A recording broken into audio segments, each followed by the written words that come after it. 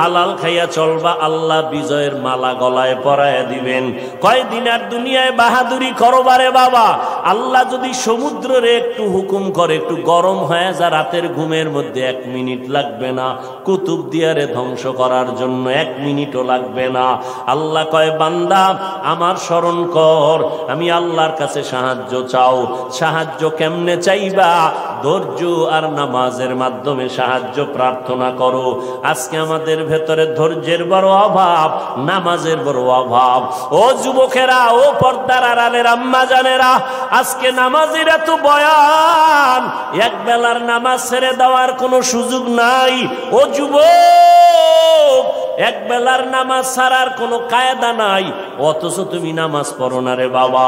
আজকে আমি তোমাকে কিন্তু এই কথা বলি নাই আমগো মতো হুজুর হইয়া যাও, পাঁচপল্লী মাথায় দাও একবারও বলি নাই, কওমি মাদ্রাসায় পড়ো তাও বলি নাই, স্কুলের লেখাপড়া বন্ধ করো তাও বলি নাই। বরং বাবা তুমি চাকরি করো, ব্যবসা করো, স্কুল কলেজে পড়ো, কোনো বাধা নাই। ওখানে থাইকা আল্লাহর হুকুম নবীর তরিকা মতো নামাজ পড়ো। মা বাবার দোয়া নিয়ে সামনে আগাও, ওলামায়ে কেরামের পরামর্শ নিয়ে চলো, নবীর সুন্নতের মালা গলায় লাগাও। খবরদার, কপাল পোড়া যদি হইয়াই থাকো,